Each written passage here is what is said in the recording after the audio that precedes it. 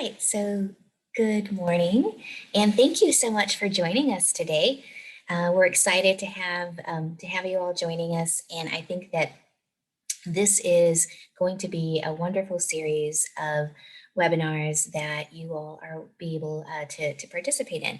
So today's webinar is going to be covering receiving an autism diagnosis and those next steps right after. My name is Janet Enriquez, and I am a board certified behavior analyst and a PhD student at University of North Carolina, Charlotte. So I'm so happy that you all are joining us, and we're going to go ahead and get started with sharing with you some resources that you can absolutely engage with right after receiving a diagnosis, those individuals and programs and services that we recommend that you reach out to immediately after. So don't think that you have to write everything down. We will be providing you all with a resources link with all of this information all in one place, as well as you can also access the PowerPoint if you want to see that at a later time as well. So as I mentioned earlier, we'll quickly go over a few things today. So we'll go over that initial diagnosis, those characteristics that, that are prevalent in an autism spectrum disorder. So we'll have a very quick review over that. We'll discuss a little bit about the prevalence rates regarding autism. We'll also have an opportunity to briefly discuss a medical diagnosis versus a special education eligibility. And then, of course, certainly go over those resources that I encourage you all to connect with immediately. First and foremost, I do want to say that after receiving a diagnosis, we want to make sure that we have an opportunity to really process that. And it's okay to feel all kinds of different emotions and different types of feelings, right? So I know that when we join the autism community and the autism family, that as we receive a diagnosis, it's not just an individual that receives a diagnosis, but rather an entire family that's receiving this diagnosis. I'm a sibling of an individual with an autism diagnosis, and I can tell you that when our family received that diagnosis, it absolutely changed the entire dynamic of our family unit. And I was a much older sibling. My brother is now 22 years old, and I really did more so serve as a third parent than necessarily a sibling, and I kind of still do in many aspects. But I think that, you know, it would be incredible for me to say that it didn't change the way that our family interacted, and it changed the trajectory of all of our lives for the better. Absolutely. Many of you might be familiar with this illustration that goes into the stages of the grief cycle. And one of the things that I think is important for us to recognize is that the myth that this is a cycle is important to note. We tend to think that there's a beginning and an end to this process, and that's not always the case. This is something that is very fluid, that is always being experienced. So it would be inappropriate for us to say that there's an end to something like this. At 22 years old, we still experience different stages of this with my own brother as an adult. So first of all, it's not a cycle. You know, there's not an end to this all the time, and it doesn't have to be a negative piece either. We don't have to go through every single stage of this grief cycle to move on.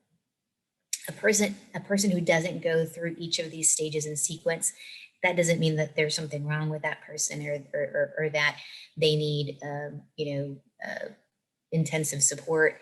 And I think that it's also necessary for us to know that there is going to be a time where you are going to need to reach out to others, right? Whether it be a professional a practitioner that can support the entire family unit, or whether a caregiver needs to do some one-on-one time with a professional licensed counselor, or anybody that can really provide that type of support. Personally, we did that as a family individually, and that was incredibly helpful. And every one of these individuals is going to be going through this cycle differently, and they're going to be processing these feelings in a different way. As the literature tells us, families that experience a diagnosis really have a range of different emotions and challenges, from physical challenges to, of course, social and emotional challenges, to economic and financial challenges, or struggles that they might be experiencing. So this is certainly something that requires a network of support and services. And remember that the stages of grief are fluid, and we can experience any of these stages no matter where we are in our journey with our children. So keep in mind that the stages are not a linear timeline. We don't have to go through each one of these stages in sequence. It really is not the same for every individual. Emotions are very complicated. There aren't typical responses to experiencing loss, to experiencing grief, because there is no typical loss. So really remember that our grief is as individual as our lives are. And every one of our families is going to experience that differently, different stages at different times. And there's no need to apologize for any of that. This is actually taken from David Kessler, who has done some really great work in the grief process. If anyone is interested in reading more about that, he has some really great books regarding to the grief process and the family unit. So as we think about this process and how it can move us forward, remember that it really is about adaptation. It really is about taking everything that we have, right? Our those values, those dreams, those goals that we have for our children, for our family, and moving forward, lining that work out for us as a family, and really remembering that the work does begin where the grief cycle oftentimes leaves off, with the acceptance piece, and knowing that we have to make a decision on what are our next steps. What am I going to be doing next? Who do I need to talk to? Where do I need to go? What should I be learning? What should my child be learning? And where do I go to do all of this, right? Who do I talk to? So that's what we're going to be really going over today. And then, of course, thinking about a few of those things that come to mind when we receive a diagnosis, like those characteristics, like the prevalence rates that really put things into play where we are for our services and programs. So keep in mind that you've joined an autism community and family where we have about over 2% of adults in the US have an autism diagnosis. Also, many of you might be familiar with our ASD prevalence rates, which are pretty up there now. In 1 in 54 children is receiving an autism diagnosis. So because of these prevalence rates, because the numbers are the way they are, we have been seeing more and more services and programs being offered, not to the rate that we'd want them to be, but keep in mind that what we are seeing is a lot of different state initiatives and federal initiatives that can help support education, training and implementation for families or individuals with autism. Specifically, what we're starting to see a rise in now are those young adult and adult type supports that are finally, that's bringing, those are conversations that we are now having that are incredibly important and meaningful, in making sure that the supports, the continuum of services is addressed as our children get older. Because often we forget that my 5-year-old, my 7-year-old, my 12-year-old child will be an adult and will need to need to have access to services and programs, right, as they get older. So these are the numbers that we have currently in the San Antonio and surrounding areas. We have over 30,000 people currently living with an autism spectrum disorder in San Antonio. We actually have closer to, I want to say maybe closer over 5,000 students right now receiving special education programming under the autism eligibility in our San Antonio Region 20 type of area. So like I mentioned earlier, these are really big, significant numbers, and they're growing, they're increasing. So due to this need, we absolutely are very active within the state community to ensure that there's more programs, more services, more options for families and individuals with an autism diagnosis. And it's important to just really keep connected to different organizations, different support groups that can really keep you abreast of all of these numbers, right? And the latest news that's coming forward. I want to remind you all as caregivers and as family members that often the individuals that move special initiatives, policy, and programs the quickest, the fastest are family members themselves, our parents. You guys are a really strong group. And so if you guys connect with each other, if you guys talk to each other, that's the way to move forward with bringing more and more programs and services and funding to the areas that we most need for our children. So a quick review in considering those characteristics upon receiving a diagnosis. So this illustration goes into the triad of symptoms that often is used to characterize or explain an autism spectrum disorder.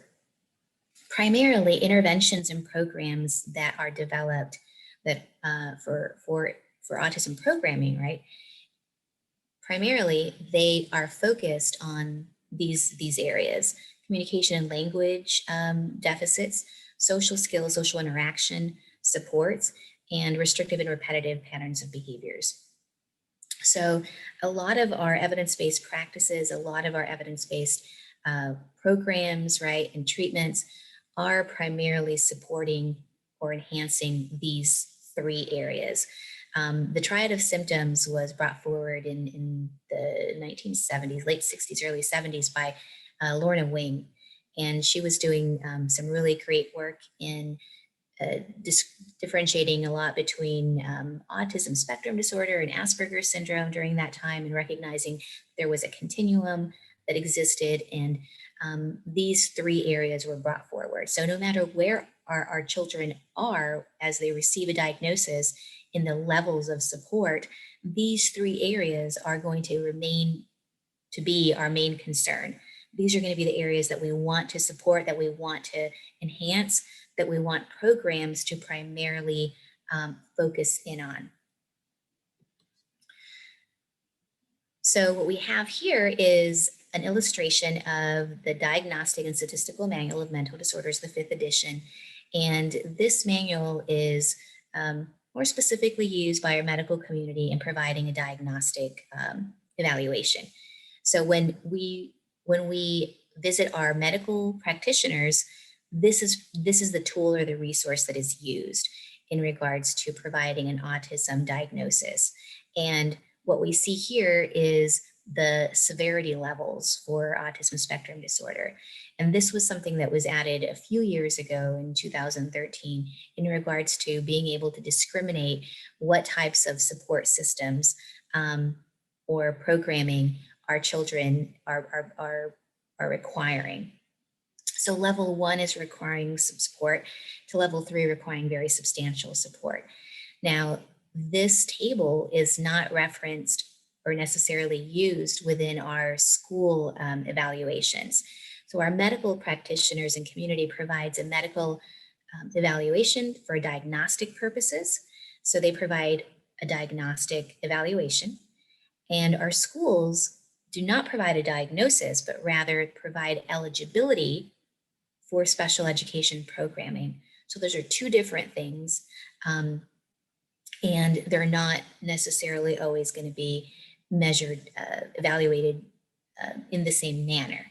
One is absolutely can inform the other. So a medical evaluation can be provided to a school IEP meeting or an ARD meeting, and that can be considered, right? That absolutely is shared, but simply because we have a medical diagnosis of autism doesn't always mean that it translates to an eligibility for autism, for autism under special education programming. So those are two different things that we see there. In looking at the criteria, the diagnostic criteria for autism, this is what our DSM shares with us. So 299.00 is the DSM-5 diagnostic criteria for autism. So letter A really goes into those persistent deficits in social communication and social interaction. And in this area, we're primarily concerned that we're looking at enhancing the social and emotional reciprocity of our individual, of our kiddo, of our kids. So we're concerned about ensuring that there is back and forth conversation happening, that there's an engagement and sharing interests in our interactions, that they're able to demonstrate emotions and affect, that they're able to respond to initiations and bids, right, to interactions with us or with others in their environment. We're not just concerned about the language and the communication piece, but we're also concerned with non-communicative behavior, so nonverbal communication. We're looking at eye contact under this area. We're also concerned about body language and gestures as well as facial expressions, because all of this comes together. You can't have one without the other piece. So those two pieces are incredibly important, that there's an awareness of where they are in their environment and other people that are interacting with their environment. So the reciprocal piece, the reciprocity of interactions and emotions and affect, right, and conversation is a really significant piece that we want to ensure is addressed and that is supported. That last piece goes into recognizing that our individuals with ASD need to also maintain and understand relationships in different contexts. Different behavior is suited for different social contexts. So we might have to adapt to different types of environments and therefore demonstrate different types of behaviors. So context is really important. We're also concerned about demonstrating imaginative play, being interested in approaching their peers, things of that nature. And then letter B really goes into those restricted and repetitive patterns of behaviors that sometimes can be really concerning. And largely in this section is where we might find a lot of behavior concerns, right? So also remember that all of these areas are not always demonstrated to a maximum intensity. So some of our kids can have some of these pieces, a little bit of, sprinkled a little bit of this, and then might not have a lot of another area. So this goes into stereotypical repetitive motor movements, maybe interacting with objects in a different way or unusual way, maybe flipping over objects, turning the wheels of cars or toy trucks, repeatedly, perhaps engaging in echolalia, repeating maybe the last few words that were said, or idiosyncratic phrases or language where there is maybe scripting, repeating of commercials or movie lines, things of that nature. The insistence on sameness of routines or ritualized patterns of verbal or nonverbal behavior, becoming very upset over very small changes. That's not uncommon. Or rigid thinking patterns, things have to be done a certain way. Not wanting to deviate from perhaps a schedule or a very structured routine. And then the highly restrictive and fixated interests that are maybe abnormal in intensity. So maybe a preoccupation with a certain type of object or person or toy or theme, right? So just depends on the individual. And then that last area is the sensory piece. So the hyper or hyporeactivity to sensory input. And maybe having an adverse response to certain types of textures or smells, right, or sounds or fascinations with different types of visual lighting or movement, things of that nature. So remember that it doesn't mean that our kids are going to have every single one of these behaviors exhibiting that to a maximum extent, but might have some of these things. Maybe a little bit of this, a little bit of that. Maybe this area is high, is pretty prominent. So it just depends on the individual.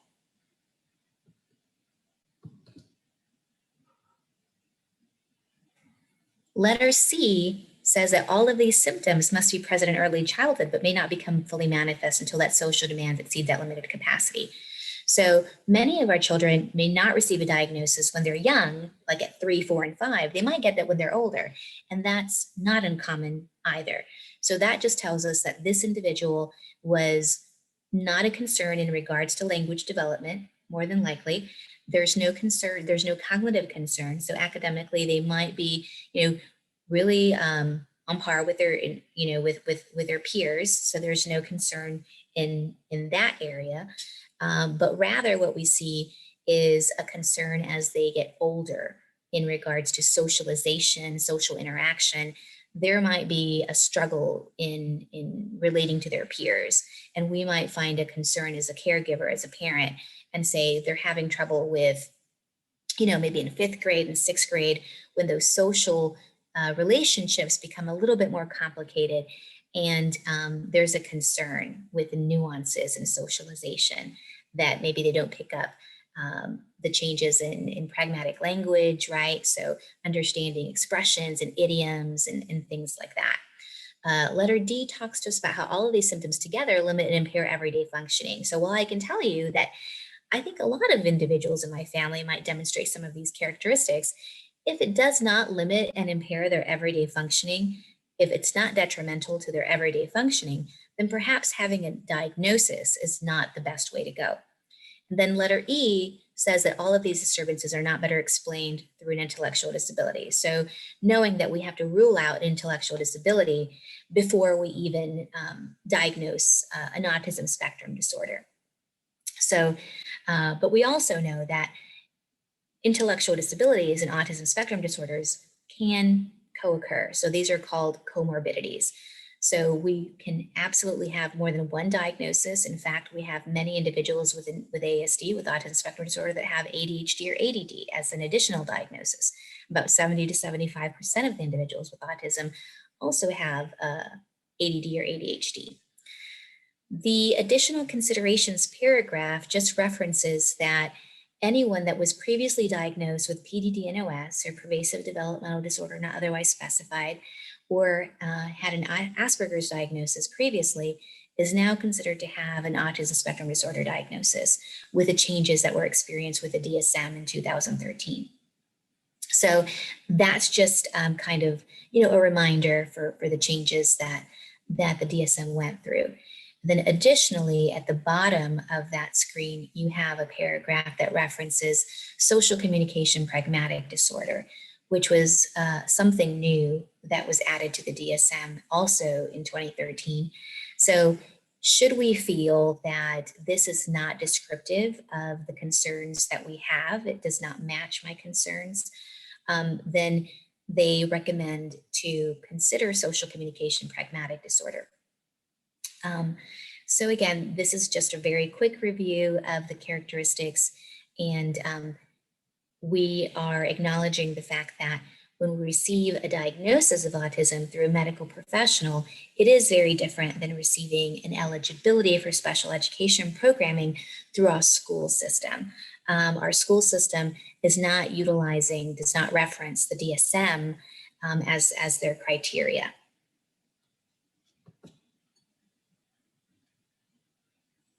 All right. So after going over the DSM, I always encourage families and caregivers to check out this really fabulous website called Autism Navigator.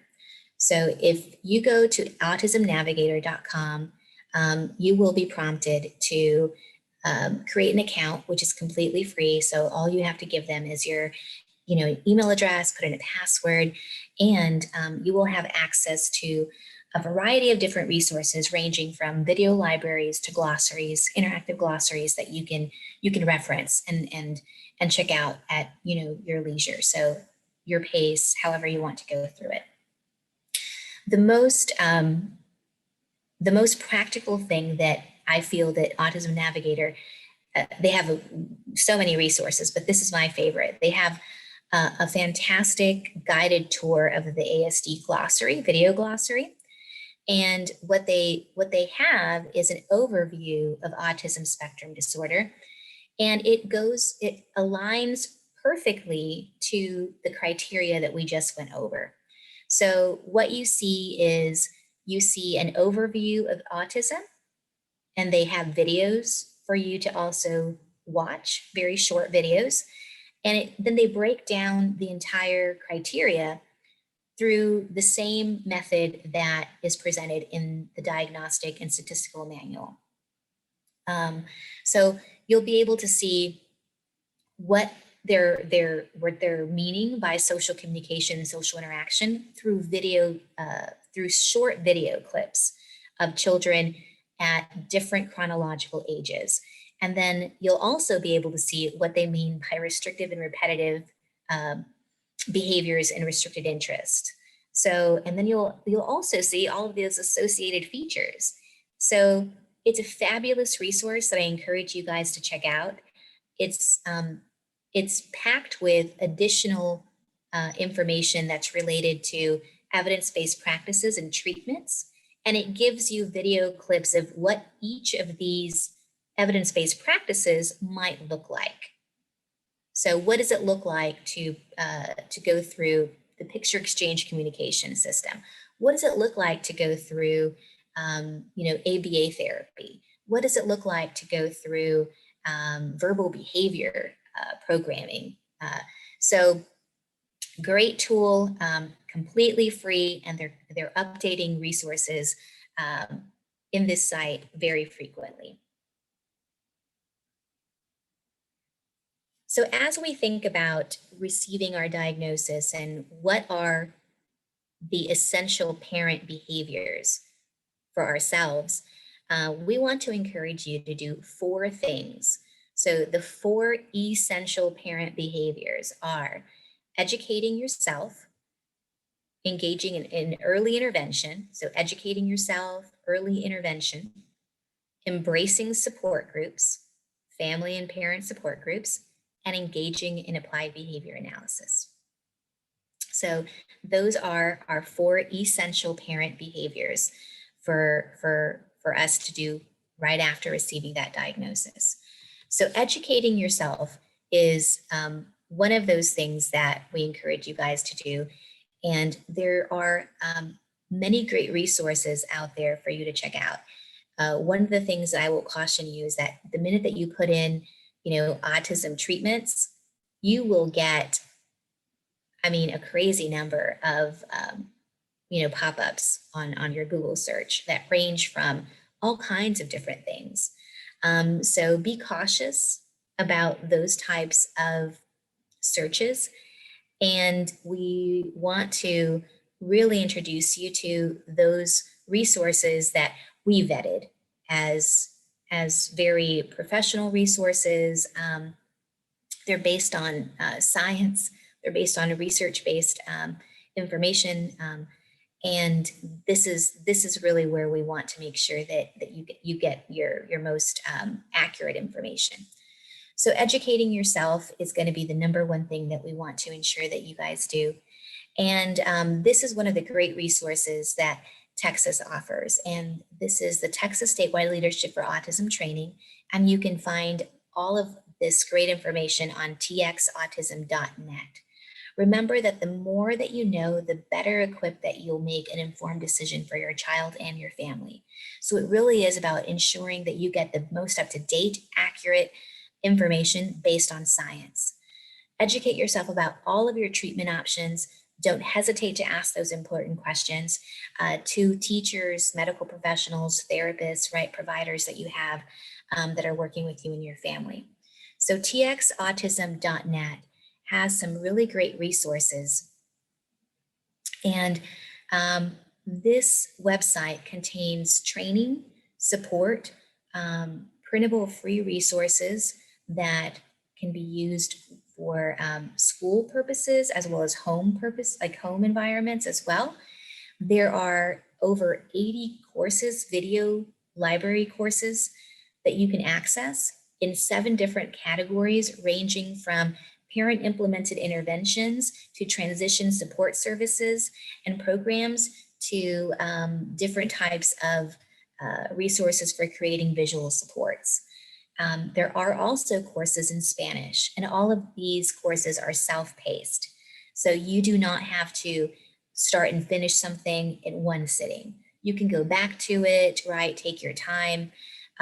Each of these courses provides very timely, very purposeful, short videos that can be used to assist in developing all types of programs. Again, like I said, home programs, school programs. So they'll talk about different things like social and communication support systems, behavioral supports, collaborative supports within special educators and general educators, parent implemented interventions in the home environment, and what you can do and how you can make that more successful. So I encourage you guys to check this out. It's txautism.net. And again, I will share with you guys one resource that will have all of these pages linked. So you don't have to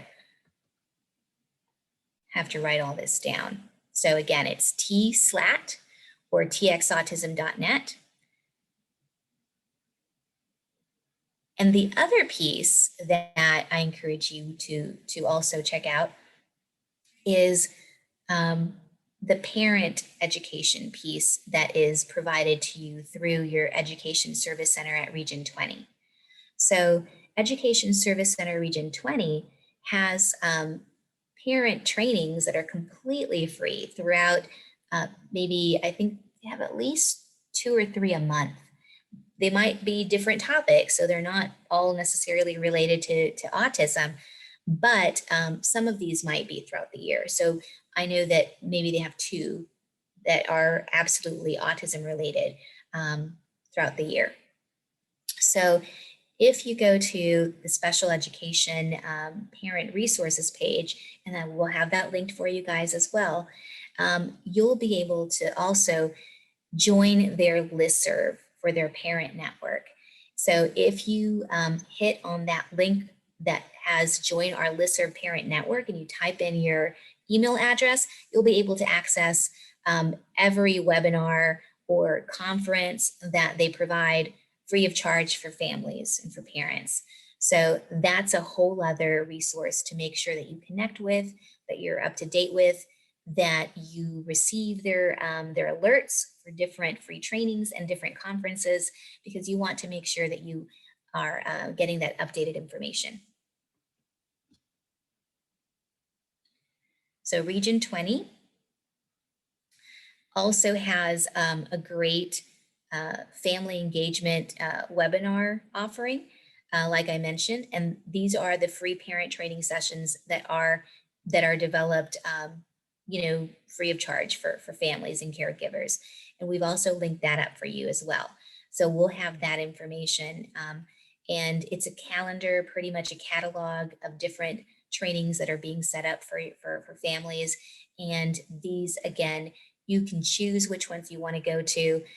They might not be all related to autism, but they could be very helpful in understanding the special education process, understanding your rights as a parent, understanding how to communicate better with the schools, right?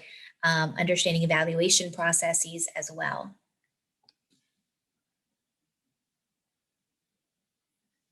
That next area that we spoke about that you needed to engage in pretty quickly was early intervention. So early intervention is incredibly important. It's the most effective way to really speed up your child's development and really ultimately ameliorate those symptoms of autism over the lifespan. So really reduce those symptoms and help our kid be more successful in whatever environment they're participating in. So we know that the research tells us that early intervention improves outcomes later on in life. There's a better prognosis. The earlier we start, right, the better. It reduces those long-term effects that we see. And we want to make sure that you guys are also recognizing that you can get access to early intervention with your nearest early childhood intervention representative. So I've also connected that information to you guys through Health and Human Services, and knowing that, we need to find out, how do I get this assistance? How do I get this help, right?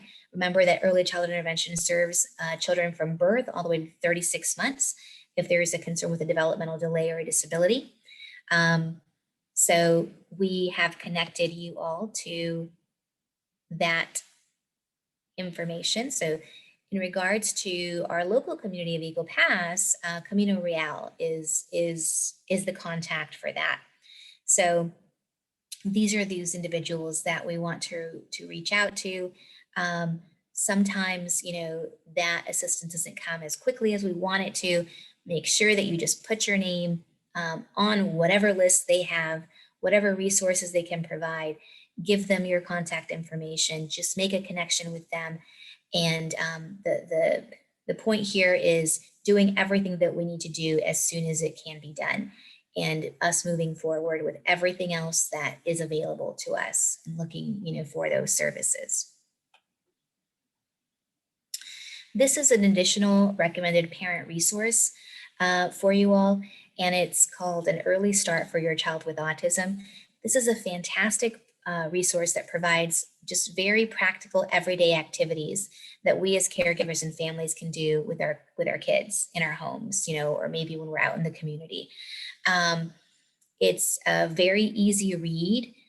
These three ladies have been our top researchers in their field in early intervention, and are constantly providing different types of research and programs that are specifically geared towards developing better early intervention treatments. So this is a great resource to check out. Additionally, to support early intervention, you want to go back to those modules that I shared with you guys earlier in txautism.net. There is a fantastic free module that's called Parent Implemented Interventions. That's something that we need to start doing yesterday as parents. It's free, it's online. These are opportunities that you guys can do on your own. These are about 30 minutes, maybe a little bit less. And you can do this free whenever you want to. If you want to take your time and do it over a span of maybe a couple days, right? You can too. That third thing that we talked about was wanting to ensure that we embrace family support groups.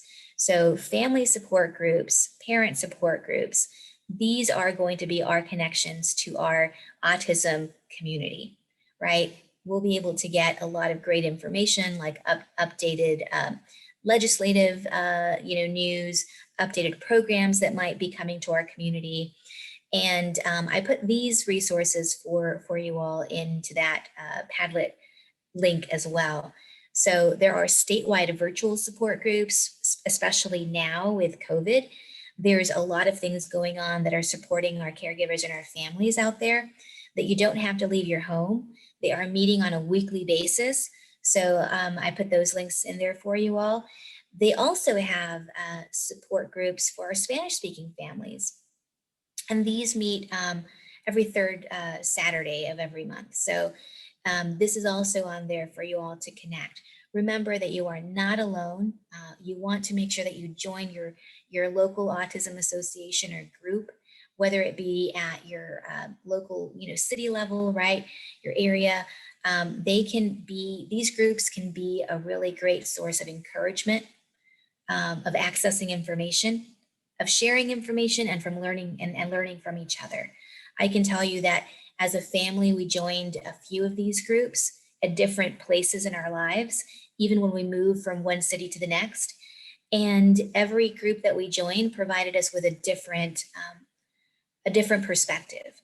We also were able to meet families with older children that helped our family think about what we needed to do moving forward as my brother got older.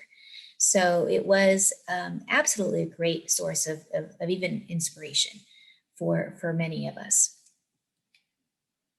Autism Speaks also has a nice, very established now program called the Autism Response Team. And this is also another way for you all to get information from Autism Speaks team members, that can give you access to maybe some programs that are being started in different areas. Again, because of COVID, there's a lot of virtual activities for a lot of these programs. So you might not have to necessarily live in those areas to access these programs right now, which is kind of great. So that information is also provided to you all in the resources tool that we'll give you all. And then they also have a dedicated Spanish language representative that can answer any of those questions too.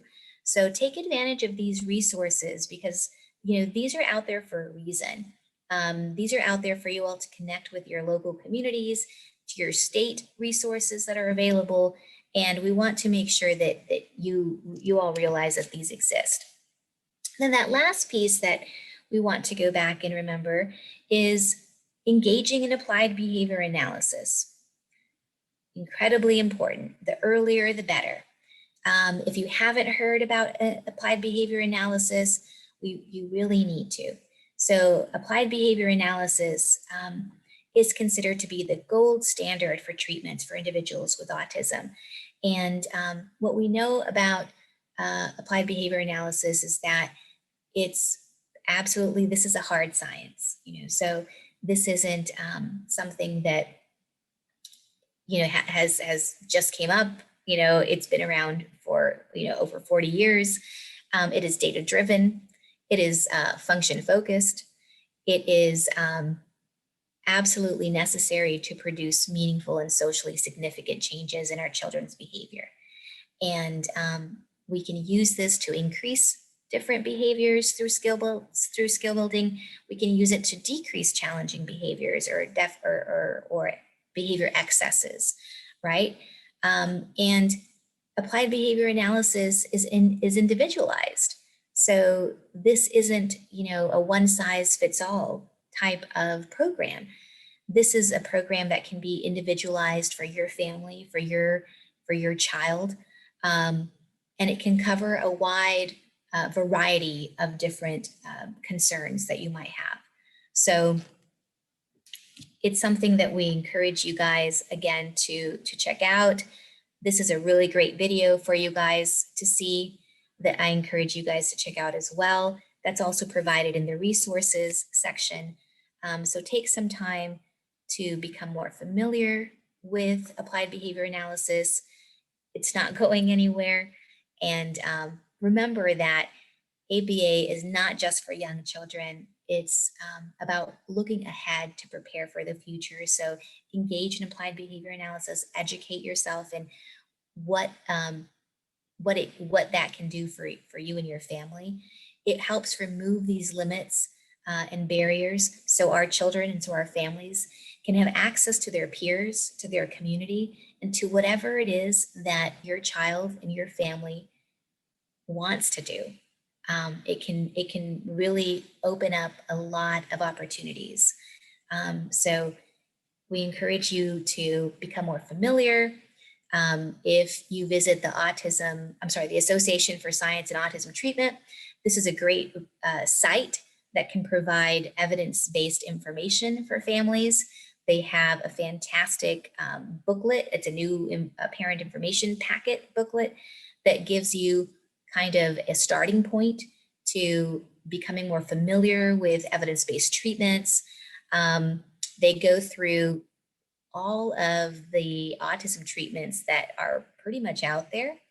And they do a research summary of each. So really nice reading if you have a time. Great information for families.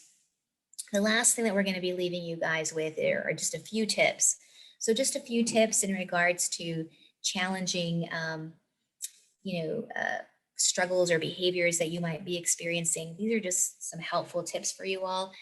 Remember to maintain a consistent routine, both at home and at school. I mean, that can be pretty helpful. Remember that communication is key. So talking to your children's teacher, right? Your child's teacher, therapist, learn how you as a family member or as a caregiver, a parent can reinforce strategies in the home and during the day. So there's more generalization, happening. It's perfectly okay to take breaks from any type of therapy related activities. Many of our kids are bombarded with different types of therapies. So allow yourself and your child some free time and do fun things together. We're always learning. So it's never really like we're taking a break. Every opportunity is a learning opportunity. It's an experience. So that's the cool thing, right? Let your child pick what they want to do whenever it's possible. That increases independence, right? And making choices. Providing choice is huge. So let that happen when it can. Talk to your, provider, your health insurance carrier, and help in getting support for you and your child and your family. This includes counseling, what we mentioned at the beginning, behavioral services like applied behavior analysis, early intervention, respite care when that's possible, right? Information about different types of services and programs available in your area. Connect to all that as much as you can. A couple of tips in regards to when we're having meals and things of that nature. So some of those mealtime tips. Establish a structured mealtime routine. So make sure that you establish where you eat, what time you eat. So that becomes more of a routine for our family. Serve at least one food that maybe that your kiddo likes, and you can start using that to introduce other foods. If we're having, food aversions or food selectivity issues, keep mealtime pretty calm and limit distractions. Make sure that this is a very social opportunity for us to engage with each other, for us to talk. Mealtime is about having a social event. Make it social. Join your child during meals. If we know it's busy, try to do that as much as we can, and allow your kiddo to explore their food and feed themselves if they can. Independence is key. The sooner we start, the better. A couple of tips as we get ready for bed: follow a predictable, structured nighttime routine. We've kind of mentioned that before. That's important. Create a pretty quiet mood as we go to bed. Lower those lights, limit the screen time right before we go to bed. Try to do a little bit more of those calming activities. I know it's challenging. I remember my brother woke up at like 2-3 o'clock in the morning and wanted to watch videos all the time. Not uncommon, but try to really get into that type of routine to help establish that. A few tips for outings and special events when we're running around, doing some errands. Make sure that you prepare your child beforehand so they know it's coming up, what to expect. It may also help to use pictures and visual support systems like the ones that we have here. And these are just some examples. Explain to the best of your knowledge what's going to be happening so they're not caught off guard. Create some sort of schedule if you possibly can, so you can introduce, the different events that are going to be happening, and try to keep expectations, pretty reasonable. Do your best to stay calm if something unpredictable or, unexpected happens.